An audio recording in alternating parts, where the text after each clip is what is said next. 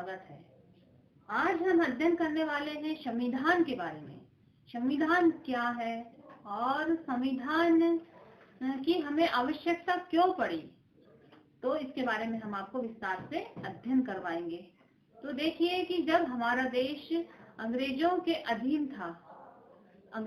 था तो उस समय अंग्रेजों के द्वारा नियम कानून जो भी बनाए गए थे उसके आधार पर अपने देश का शासन संचालन किया जाता था। लेकिन जिस एक दिन ऐसा आया कि हमारे देश को भी आजादी प्राप्त हुई, तो वह दिन था 15 अगस्त 1947। तो जब हमारा देश आजाद हुआ, तो आजाद होने के साथ साथ जब देश के संचालन के लिए कुछ नियम कानून की आवश्यकता पड़ती है। वही क्या है, संविधान है। ये नियम कानून एकदम तत्काल नहीं बन गए या तुरंत नहीं बनाए गए। तो हम देखेंगे आज कि इस संविधान को बनाने के लिए किन किन लोगों की भूमिका रही और कितने सदस्यों ने इस संविधान में भाग लिया और कितने बार संविधान के निर्माण के लिए सभाएं बुलाई गई और कितने सदस्यों ने भाग लेते हुए इस संविधान का निर्माण किया और किस किस देशों से क्या क्या चीजों को यहाँ पर लाया गया है। तो हम देखते हैं संविधान के बारे में। सबसे पहले तो हम आपको संविधान की परिभाषा से अवगत करवाते हैं। तो संविधान देखिए, संविधान की परिभाषा, संविधान क्या है? तो किसी देश का शासन जिन मूलभूत नियमों एवं कानूनों के द्वारा या कानूनों के अनुसार चलाया जाता है और उसके संकलित प्रलेप को संविधान कहा जाता है। एक बार देखिए कि किसी देश का शासन जिन मूलभूत नियमों, तो मूलभूत नियम एवं कानूनों के अनुसार, मूलभूत नियम और कानूनों के अनुसार चलाया जाता है, उसके संकलित प्रलेप को क्या कहा जाता है? संविधान कहा जाता है। अब हम देखते हैं कि संविधान किसकी अनुशंसा पर बना। तो संविधान बना है, संविधान का निर्माण कैबिनेट मिशन की अनुशंसा पर बना है। तो जो कैबिनेट मिशन था, कैबिनेट मिशन की अनुशंसा पर संविधान का निर्माण किया गया। और संविधान लिखने वाली सभा में कितने सदस्य थे? जो संविधान का निर्माण किया गया, तो संविधान जब निर्मित हुआ तो उसमें कितने सदस्यों का योगदान था? तो इसमें 299 सदस्यों का योगदान था। कितने सदस्य थे? तो 299 सदस्यों ने भाग लिया था। और संविधान की सबसे प्रथम बैठक कब हुई? तो संविधान की प्रथम बैठक 9 दिसंबर, कितने दिसंबर को? तो 9 दिसंबर 1946 को इसकी प्रथम बैठक हुई। पहली बैठक हुई तो किसी भी चीज की बैठक होती तो उसके एक अध्यक्ष चुने जाते हैं। कभी भी कोई भी कार्यक्रम हो या कुछ हो तो उसके अध्यक्ष चुने जाते हैं। तो उसके स्थायी अध्यक्ष नहीं बनाए गए, अस्थायी अध्यक्ष थे। तो संविधान सभा के अस्थायी अध्यक्ष किसे बनाया गया? सच्चिदानंद सिन्हा को। सच्चिदानंद सिन्हा क्या बने? अस्थायी अध्यक्ष। फिर दूसरी बैठक, जैसे कि ये 9 दिसंबर को प्रथम बैठक हुई थी, 9 दिसंबर के 2 दिन बाद 11 दिसंबर, तो 11 दिसंबर को फिर संविधान की दूसरी बैठक बुलवाई गई और दूसरी बैठक में स्थायी अध्यक्ष चुना गया। तो 11 दिसंबर 1946 को संविधान की दूसरी बैठक हुई और उसके स्थायी अध्यक्ष कौन थे? तो राजेंद्र प्रसाद बनाए गए। तो संविधान सभा, तो क्वेश्चन आता है कि संविधान सभा के स्थायी अध्यक्ष कौन थे? तो राजेंद्र प्रसाद थे। और राजेंद्र प्रसाद और कौन थे? तो राजेंद्र के प्रथम राष्ट्रपति थे। और देखते हैं कि और अस्थायी अध्यक्ष पूछा, तो अस्थायी अध्यक्ष सच्चिदानंद सिन्हा। और इसमें पूछ लिया कि प्रथम बैठक कब हुई थी, दूसरी बैठक कब हुई थी। तो आप क्वेश्चन अपने नोट करते चलिए। और एक ये क्वेश्चन आता है कि किसकी संविधान सभा का गठन किसके अनुशंसा से हुआ? तो संविधान सभा का गठन कैबिनेट मिशन की अनुशंसा पर हुआ था। और संविधान निर्माण में कितना समय लगा? तो संविधान निर्माण में 2 वर्ष 11 माह 18 दिन लगे थे। तो 2 वर्ष 11 माह और 18 दिन में हमारा संविधान बनकर के तैयार हुआ था। अब बनकर के तैयार हुआ तो हमारे देश का संविधान बनकर के कब तैयार हुआ है? तो बन करके तैयार या अंगीकृत पूछा गया। इसमें 2 क्वेश्चन पूछते हैं, एक तो हमारे देश का संविधान कब लागू हुआ और एक क्वेश्चन आता है कि हमारे देश का संविधान बन करके तैयार कब हो गया था, या हमारे देश का संविधान अंगीकृत कब किया गया। तो अंगीकृत जब पूछा गया तो आपको आंसर लिखना है 26 नवंबर 1949। अंगीकृत मतलब कि 26 नवंबर 1949 को हमारे देश का संविधान अंगीकृत किया गया। और जब पूछा जाता है कि हमारे देश का संविधान कब लागू हुआ, तो हमारे देश का संविधान 26 जनवरी 1950 को लागू हुआ, जो कि हम राष्ट्रीय पर्व के रूप में मनाते हैं। हमारे 2 राष्ट्रीय पर्व है, एक तो स्वतंत्रता दिवस और ये अपना गणतंत्र दिवस। तो गणतंत्र दिवस मतलब जिस दिन हमारे देश का संविधान लागू हुआ था, तो उसी की याद में हम लोग क्या मनाते हैं, गणतंत्र दिवस मनाते हैं। तो 26 जनवरी 1950 को हमारे देश का संविधान लागू किया गया था। इस प्रकार से आपने संविधान की जो मुख्य बिंदु है उस पर आपने जोर डाला है। अब हम देखते हैं कि हमारा देश आजाद हुआ। तो आजाद कब हुआ?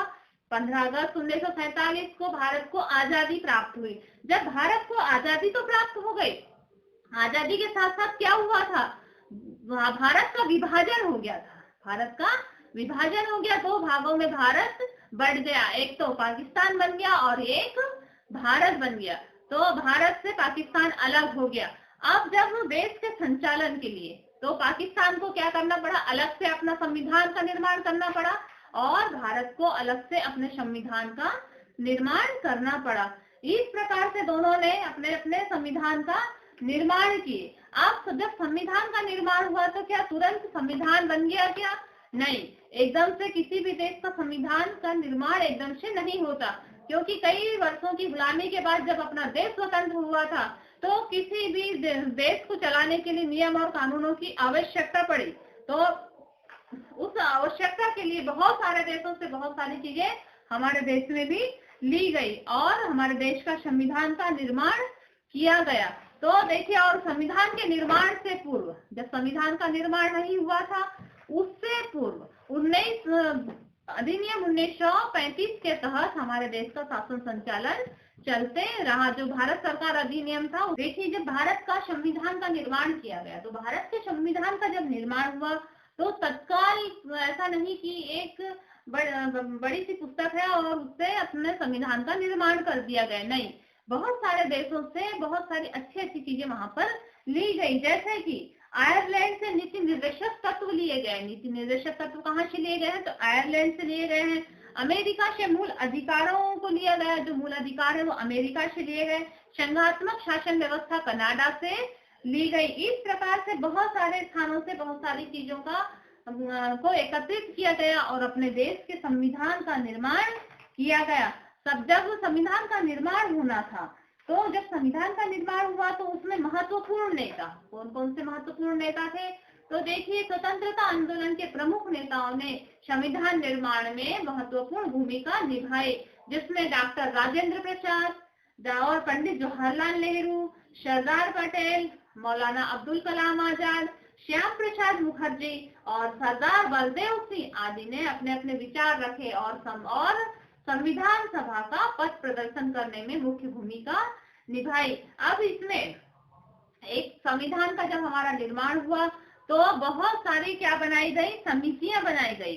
तो जिसमें प्रक्रियागत मामलों की 10 समितियां बनी, प्रक्रियागत मामलों की 10 समितियां बनी और तथ्यगत मामलों की 8 समिति बनी, जिसमें से प्रमुख समितियां हैं प्रक्रिया समिति, वार्ता समिति, संचालन समिति, कार्य समिति और संविधान का निर्माण करने के लिए संविधान समिति और संघ समिति और मूल अधिकारों और अल्पसंख्यकों आदि से संबंधित समितियां बनाई गई। उपरोक्त समितियों के प्रतिवेदन एवं सुझाव के अनुसार संविधान को अंतिम स्वरूप देने के लिए प्रारूप समिति बनाई गई। और प्रारूप समिति के मुख्य सभापति कौन थे? तो प्रारूप समिति के सभापति थे डॉक्टर भीमराव अंबेडकर। तो प्रारूप समिति के सभापति कौन थे? तो डॉक्टर भीमराव अंबेडकर थे। और इस समिति में एन गोपाल स्वामी अयंकर और अलादी कृष्ण स्वामी अयंकर,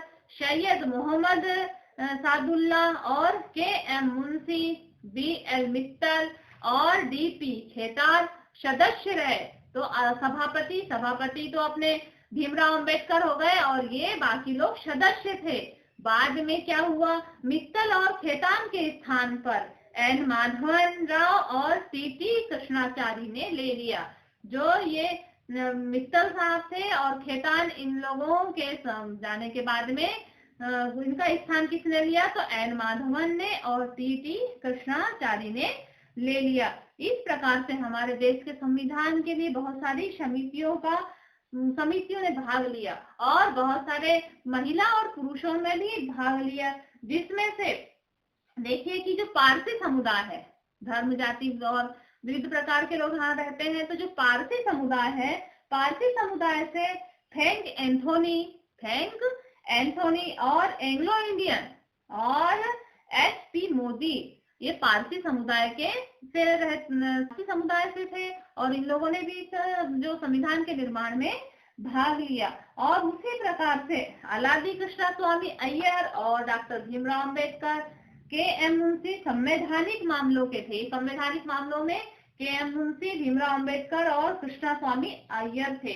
और सरोजिनी नायडू और विजय लक्ष्मी पंडित, ये महिला सदस्यता थी, उनमें सरोजिनी नायडू और विजय लक्ष्मी पंडित थे। और बी.एन. राव संवैधानिक सलाहकार थे। संवैधानिक सलाहकार कौन थे? तो बी.एन. राव संवैधानिक सलाहकार थे। और कुल इसमें 11 अधिवेशन हुए। जब संविधान का निर्माण हुआ तो कितने अधिवेशन हुए?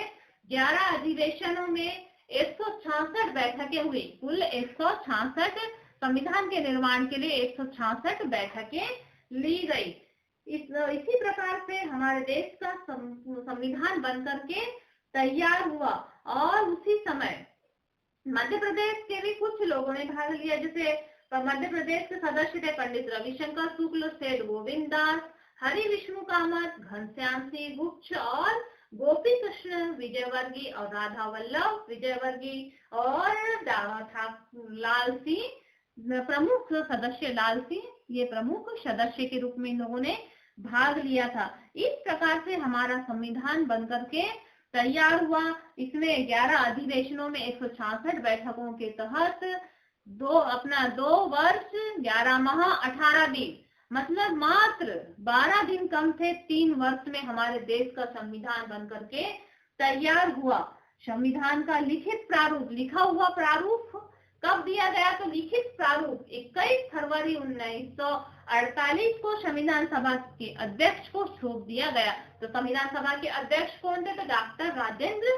प्रसाद थे। इस प्रकार से हमारे देश का संविधान निर्मित हो गया, संविधान बन गया। और हमारा देश एक लोकतांत्रिक देश है, मतलब प्रजातांत्रिक देश है। और प्रजातांत्रिक देश के लिए संविधान की आवश्यकता या संविधान का लिखित होना महत्वपूर्ण होता है। उसके बाद हम देखते हैं भारतीय संविधान की प्रस्तावना। भारतीय संविधान की प्रस्तावना, तो संविधान की प्रस्तावना में संविधान निर्माताओं के लक्ष्य, मूल्य और विचारों पर समावेश किया और इसे संविधान की आत्मा या संविधान की कुंजी भी, या इसे संविधान की प्रस्तावना है, संविधान की प्रस्तावना को संविधान की आत्मा या कुंजी कहा जाता है। तो भारत का जो संविधान है उसकी उद्देशिका क्या है, या भारत के संविधान की प्रस्तावना क्या? तो क्या बोल रहे हैं? हम भारत के लोग भारत की एक संपूर्ण प्रभुत्व संपन्न, हम भारत के लोग भारत को एक संपूर्ण प्रभुत्व संपन्न समाजवादी पंथ निरपेक्ष लोकतंत्रात्मक गणराज्य बनाने के लिए तथा उसके समस्त नागरिकों को सामाजिक, आर्थिक और राजनीतिक न्याय, विचार, अभिव्यक्ति, विश्वास, धर्म, उपासना की स्वतंत्रता, प्रतिष्ठा और अवसर की समता प्राप्त करने के लिए तथा उन सब में व्यक्तियों की गरिमा और राष्ट्र की एकता और अखंडता सुनिश्चित करने वाली बंधुता बढ़ाने के लिए हम दृढ़ संकल्प लेते हैं कि अपने इस संविधान में आज तारीख 26 नवंबर 1949 को एतद्वारा इस संविधान को अंगीकृत, अधिनियमित और आत्मसमर्पित करते हैं। मतलब ये है कि हम क्या है, हम भारत के लोग हैं और हम भारत के लोग होने के साथ साथ जो समाजवाद, हम समस्त समाजवाद, पंथ निरपेक्ष, मतलब कि बहुत सारे धर्म के लोग एक साथ रह रहे हैं तो भी हम एकजुट होकर के रहेंगे। और पंथ प्रभुत्व संपन्न मतलब लोगों को अपने से जुड़े हर मामलों में फैसला करने का सर्वोच्च अधिकार है। कोई भी बाहरी शक्ति भारत की सरकार को आदेश नहीं दे सकती, क्योंकि भारत कैसा है, एक स्वतंत्र राष्ट्र है और बाहर की शक्ति भारत को आदेश नहीं दे सकती। उसी प्रकार से आता है पंथ निरपेक्ष। पंथ निरपेक्ष मतलब नागरिकों को किसी भी धर्म को मानने की पूरी स्वतंत्रता है, चाहे वह किसी भी धर्म का हो, वह अपने अधिकारों और अपने धर्मों को मान सकता है। फिर आता है गणराज्य। शासन का प्रमुख लोगों द्वारा चुना हुआ व्यक्ति होगा, न कि किसी वंश या राज्य या खानदान का होगा। तो इस प्रकार से गणराज्य। फिर लोकतांत्रिक। लोकतांत्रिक मतलब सरकार का एक ऐसा स्वरूप जिसमें लोगों को समान राजनीतिक अधिकार प्राप्त है, वो लोकतांत्रिक गणराज्य। न्याय। नागरिकों के साथ उनकी जाति, धर्म और लिंग के आधार पर भेदभाव नहीं किया जा सकता। स्वतंत्रता। हम पूर्ण रूपेण क्या है, स्वतंत्र है। इस प्रकार से संविधान की प्रस्तावना कही गई है, प्रस्तावना है, और संविधान की प्रस्तावना ही संविधान की कुंजी है। उसी प्रकार से समाजवादी और पंथ निरपेक्ष। एक पॉइंट आप नोट कीजिए कि समाजवादी और पंथ निरपेक्ष शब्द 42वें संविधान संशोधन 1976 के द्वारा जोड़ा गया है। तो 42वें संविधान संशोधन के द्वारा क्या जोड़ा गया है, तो समाजवादी और पंथ निरपेक्ष शब्द को जोड़ा गया है। जिस प्रकार से दक्षिण अफ्रीका, हमने देखा कि गोरों का शासन था और गोरे लोगों का शासन था, और वहां पर क्या था, रंग भेद की नीति।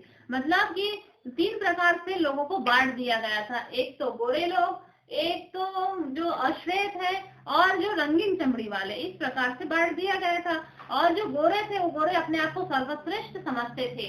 बाकी जो रंगीन चमड़ी वाले और अश्वेत मतलब कि जो काले थे, उन लोगों को निम्न दर्जा दिया गया था और उनको वोट डालने का तक अधिकार नहीं था दक्षिण अफ्रीका में। जब फिर कुछ समय के बाद जब संघर्ष चला, जो अश्वेत लोग हैं और रंगीन चमड़ी वाले, अश्वेत लोग और रंगीन चमड़ी वालों ने क्या किया, जब अपना अधिकार प्राप्त करना चाहा, तो एक दिन ऐसा हुआ कि वहां पर भी एक संविधान, नवनिर्मित संविधान का गठन हुआ, जिसमें कि तीनों समुदाय के लोग आपस में बैठ करके कई दिनों तक बैठकें किए, और बैठकें करने के बाद में संपूर्ण जो बैठकें हुई और ये कहा गया कि अब जो गोरे लोगों ने हम पर अत्याचार किया है, तो वह अत्याचार को हम भूलेंगे और हम उन पर अत्याचार नहीं करेंगे, लेकिन अब सभी एकजुट होकर के एक साथ समान क्षमता के अधिकार के तहत रहेंगे, मतलब सभी के लिए एक जैसे अधिकार होंगे। इस प्रकार से दक्षिण अफ्रीका का भी नवनिर्मित संविधान बना था। और उसी प्रकार से हमारे देश का संविधान है। हमारे देश में सभी नागरिकों को समानता का अधिकार है। कोई भी संप्रदाय का हो, बड़ा हो, छोटा हो, सभी के लिए एक जैसे नियम, कानून, कायदे बने हैं। तो ये हमारा संविधान की प्रस्तावना हुई। अब हम देखते हैं भारत के संविधान की विशेषताएं। भारत के संविधान की क्या क्या विशेषताएं हैं। तो भारत का सबसे पहले तो हम देखेंगे भारत का संविधान कैसा है, तो लिखित और विस्तृत संविधान है। भारत का संविधान लिखित और विस्तृत है और इस संविधान में 395 अनुच्छेद, 12 अनुसूची और 22 भाग में विभक्त है। और जबकि यह भारत पूरा विश्व का सबसे बड़ा संविधान है भारत का संविधान, जबकि अमेरिका में मात्र 7 अनुच्छेद, कनाडा में 137, कनाडा में 147 और ऑस्ट्रेलिया में 128 अनुच्छेद है। जबकि भारत में कितने अनुच्छेद हैं, तो 395। और अनुसूचियां कितनी है, तो 12 अनुसूची, और भाग कितने हैं, तो 22 भाग हैं। ये भी आपको नोट करना है। फिर उसके बाद में तो लिखित और विस्तृत संविधान हो गया। कठोर और लचीलेपन का सम्मिश्रण। भारत का संविधान कैसा है, कठोर और लचीला, मतलब संविधान में संशोधन की प्रक्रिया आधार पर संविधान का वर्गीकरण कठोर और लचीला है। यदि किसी देश का संविधान उसी प्रक्रिया से संशोधित किया जा सकता है कि वह प्रक्रिया साधारण विधि, तो मतलब जो हमारे नियम बने हैं, हमारे यहाँ संविधान के जो नियम बने हैं वो इजीली ही हटाए नहीं जा सकते। तो इसलिए बोला गया है कि कठोर और लचीलेपन का सम्मिश्रण, मतलब संविधान संशोधन बहुत मुश्किलों से होता है। संपूर्ण प्रभुत्व संपन्न गणराज्य। संपूर्ण प्रभुत्व संपन्न गणराज्य कि भारत अपनी आंतरिक और विदेशी नीति का निर्धारण स्वयं करेगा। अपनी आंतरिक मतलब हमारे अपने देश के अंदर की और विदेशी नीति का निर्धारण स्वयं करेगा। ये होता है संपूर्ण प्रभुत्व संपन्न गणराज्य। और भारत किसी विदेशी सत्ता का अधिकार नहीं है और भारत आंतरिक क्षेत्र में अपनी इच्छा अनुसार आचरण करेगा। इस प्रकार से ये इसकी एक विशेषता हो गई। उसी प्रकार से देखिए सामाजिक और पंथ निरपेक्ष। सामाजिक मतलब समाज के समाजवादी ढांचे पर आधारित होना, समाज के समाजवादी ढांचे पर आधारित होना। प्रत्येक भारतीय को न्यूनतम आवश्यकताओं की पूर्ति की जाएगी और भारतीय परिस्थितियों के अनुसार समाजवाद को अपनाया जाएगा। उसी प्रकार से हम देखते हैं पंथ निरपेक्ष मतलब कि सभी धर्मों को समान अधिकार प्राप्त है, सभी पंथों को समान अधिकार प्राप्त है, तो ये पंथ निरपेक्ष हुआ। उसी प्रकार से आता है संसदीय शासन प्रणाली। तो भारतीय संविधान द्वारा देश में संसदीय शासन प्रणाली की स्थापना की गई है। यह शासन प्रणाली में कार्यपालिका की वास्तविक शक्ति मंत्री परिषद में निहित है। कार्यपालिका की वास्तविक शक्ति किसके पास निहित है? तो कार्यपालिका की वास्तविक शक्ति मंत्री परिषद के पास निहित है। तो यह है संसदीय शासन प्रणाली। संघात्मक शासन प्रणाली। भारतीय संविधान में प्रत्येक अनुच्छेद के अनुसार भारत राज्यों का संघ है।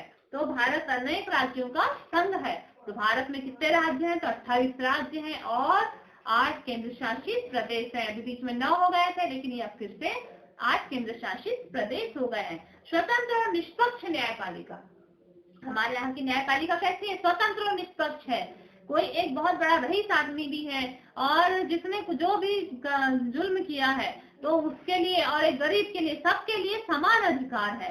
यदि जिसके लिए जो धाराएं लगी है मतलब उसी धारा के तहत उसको सजा मिलेगी, या फिर वो रईस हो या एक गरीब हो, वो एक प्रधानमंत्री हो या राष्ट्रपति हो या फिर एक निम्न समुदाय का हो या उच्च वर्ग का हो या निम्न वर्ग का, लेकिन सभी के लिए समान नियम बने हैं, कानून बने हैं। तो स्वतंत्र और निष्पक्ष न्यायपालिका।